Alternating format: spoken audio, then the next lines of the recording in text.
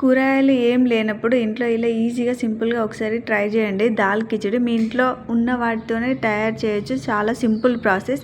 Please first time నా channel చూస్తున్నట్లయితే ఒక లైక్ చేసి సబ్స్క్రైబ్ చేసుకోండి. ఇప్పుడు ముందుగా మనం ఎంత క్వాంటిటీలో ఒక రైస్ కప్ తీసుకుంటే దానికి అంతే క్వాంటిటీలో ఇంకొక కప్పు పెసరపప్పు తీసుకొని ఒక 2 సార్లు వాష్ చేసుకొని పక్కన పెట్టుకోండి. దాన్ని ఒక 20 to 30 minutes వరకు నాననివ్వండి. తర్వాత ఇంకొక కడాయిలో నెయ్యి ఉంటే నెయ్యి వేసుకోండి, లేదు అంటే ఆయిల్ వేసుకోవచ్చు. కానీ గీ వేసుకుంటే టేస్ట్ చాలా బాగుంటుంది కిచిడీకి. ఇప్పుడు కడాయిలో నెయ్యి వేడెక్కిన తర్వాత కొద్దిగా జీలకర్ర, కొద్దిగా ఆవాలు వేసి చిరుపట్లాడిన తర్వాత 2 పచ్చిమిర్చి వేసుకొని ఎండుమిర్చి చీలికలు కూడా వేసుకోండి. అలాగే 2 బిర్యానీ పత్తా, 2 లవంగాలు, 2 దాచిన చెక్క కూడా వేసుకొని కొద్దిగా కలర్ చేంజ్ అయ్యేంత వరకు వేపండి. కలర్ చేంజ్ అయిన తర్వాత సన్నగా తరిగి పెట్టుకున్న ఒక ఉల్లిగడ్డను కూడా వేయండి ఇందులో. అది కలర్ చేంజ్ అయ్యేంత లోపు ఇందులో కావాలనుకుంటే మీరు ఎలాంటి వెజిటేబుల్స్ అయినా యాడ్ చేసుకోవచ్చు. అంటే బీన్స్, సోయాబీను, మన మిల్ మేకరు, ఆలు, టమాటా ఇలాంటివి ఏవైనా వేసుకోవచ్చు.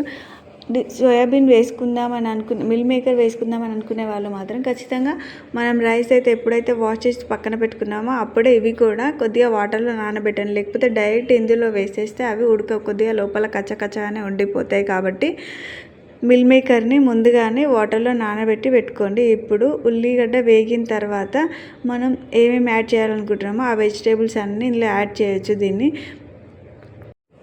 ఈ వెజిటేబుల్స్ అన్నీ జస్ట్ ఒక 50% కుక్ అయిన తర్వాత కొద్దిగా పసుపు, రుచికి సరిపడా ఉప్పు, కారం, కొద్దిగా అల్లం పేస్టు, కొద్దిగా ధనియాల పొడి కూడా యాడ్ చేయండి. ఇదే దాల్ కిచిడిని హోటల్లో కూడా ఇస్తారు, కానీ అది చాలా మెత్తగా ఉంటుంది. మీకు అలా కావాలనుకుంటే 1 కప్పు రైస్కి 2 కప్పుల వాటర్ యాడ్ చేసినాను నేను ఇప్పుడు నార్మల్గా. కానీ మీకు మెత్తగా కావాలి, హోటల్ స్టైల్లో కావాలనుకుంటే 1 కప్పు రైస్కి 3 కప్పుల వాటర్ యాడ్ చేయండి. అప్పుడు సేమ్ మనకు బయట డాబాలో, రెస్టారెంట్లో తినేలాగానే వస్తుంది, సేమ్ టేస్ట్. ఇప్పుడు వెజిటేబుల్స్ కుక్ అయింది అని అనుకున్న తర్వాత వాటర్ యాడ్ చేయండి. వాటర్ యాడ్ చేసిన తర్వాత ఒక 5 నిమిషాలు మూత పెట్టి వదిలేసేయండి. 5 నిమిషాల తర్వాత నీళ్లు పూర్తిగా వేడెక్కి ఇట్లా పైకి బుడగలు మసులుతాయి.